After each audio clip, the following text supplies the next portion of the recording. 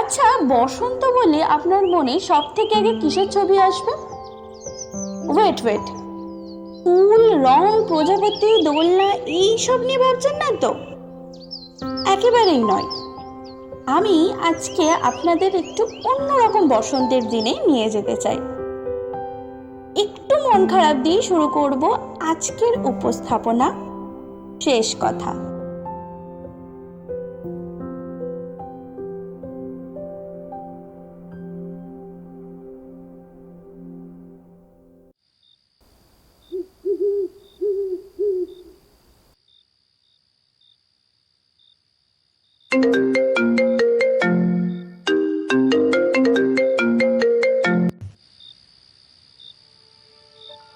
মনের অজান্তেই কখন ফোনটা রিসিভ করে ফেলেছি সেটা টের পেতে আমায় বেশ বেগ পেতে হলো। ফোনের অপর প্রান্তে কোনো কথা নেই। এক রাশ নীরবতা যেন গ্রাস করে নিয়েছে সেই ব্যক্তিকে। আর এই প্রান্তে ঝিঝি পোকার ডাক যেন সম্মিলিত সুরে সমাপ্তির গান ধরেছে। কিছু বলতে যাব, ঠিক সেই সময় গলা কাঁপানির শব্দ শোনা গেল। এই তুই কি ভেবেছিস বলতো আমার পেছনে লেজরের মতো ঘুরে বেড়াবি? দিস ইজ সো রিডিকুলাস ইয়ার। এক অস্ফুট গোঙানির শব্দ বেরিয়ে এলো আমার মুখ থেকে। কিছু বলতে গিয়েও যেন গিলে নিলাম কথাটা। আমি না আর নিতে পারছি না, তোকে বেবি ফিট করার ক্ষমতা না, বিশ্বাস কর, আর নেই আমার মধ্যে। কথাগুলো শুনে না চাইতেও অপমানিত বোধ করলাম।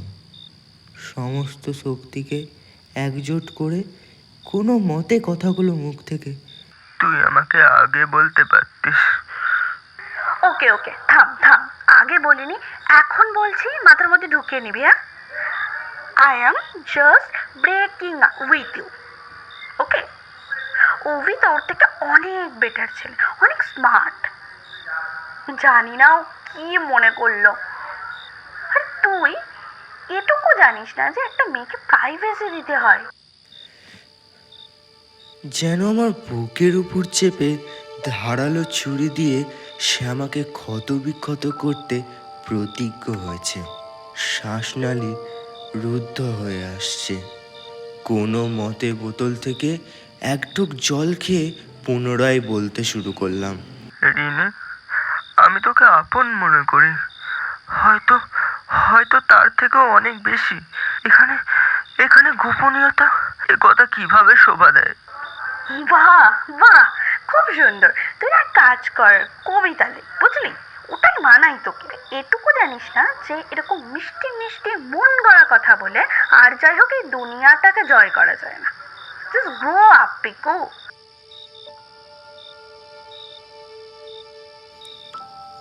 লেখালেখি আমার একমাত্র সম্বল, আর তার মধ্যে দিয়ে আমি শুধু দুনিয়া নয়, শুধু একটি মানুষের মন জয় করতে চেয়েছিলাম। কিন্তু সেই মানুষটি যেন আমার লেখার ডায়েরিতে আগুন ধরিয়ে দিল। কিন্তু আমি চেষ্টা করছি নিজেকে মানিয়ে নেওয়ার। আমাকে আর একটু সময়। থাক ন্যাকা, তোকে না কষ্ট করে বাঁচতে হবে না রে। আমিও না আর কম্প্রোমাইজ করে বাঁচতে চাই না। তুম বন্ধ হয়ে আসে আমার। কণ্ঠের বাঁধন ছিঁড়ে গেল এক ধাক্কায়। কোনো মতে দুই গাল মুছে নিজেকে সামলে উঠে না চাইতেও বললাম, তাহলে কেন লুকিয়ে রাখতিস আমার চিঠিগুলো?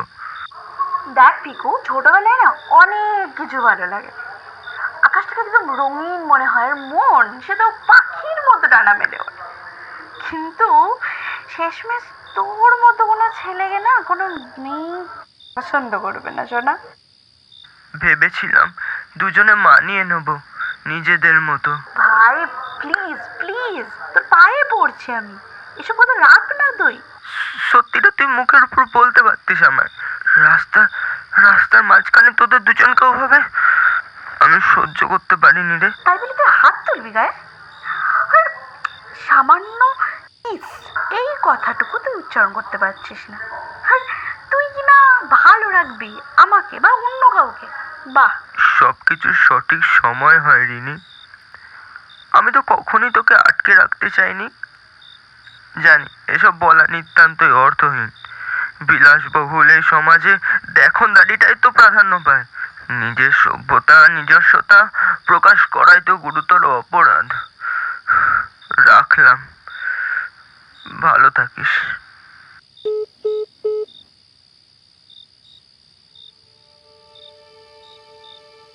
ফোনটা রেখে দিয়ে চেয়ে রইলাম আকাশের দিকে। এক ফালি চাঁদ যেন গোটা ছাদকে আলোয় ভরিয়ে তুলেছে। হঠাৎ কোনো দমকা বাতাস এসে সাদা কালো মেঘে ঢেকে গেল জ্যোৎস্নার আলো। পৃথিবীর উপর যেন কেউ অন্ধকারের চাদর বিছিয়ে দিল। এইভাবেই তো কত গল্প সমাপ্ত হয়। জীবনে শেষ নিঃশ্বাস ত্যাগ করতে থাকা এই সম্পর্কগুলো মিলিয়ে যায়। হারিয়ে যায় সেই নায়ক যে হয়তো একটু জড়িয়ে ধরে বাঁচতে চেয়েছিল, যার হাত ধরে টানলে হয়তো সে আজকে এই গল্পটি তার লেখালেখির খাতায় আলো করে রাখত।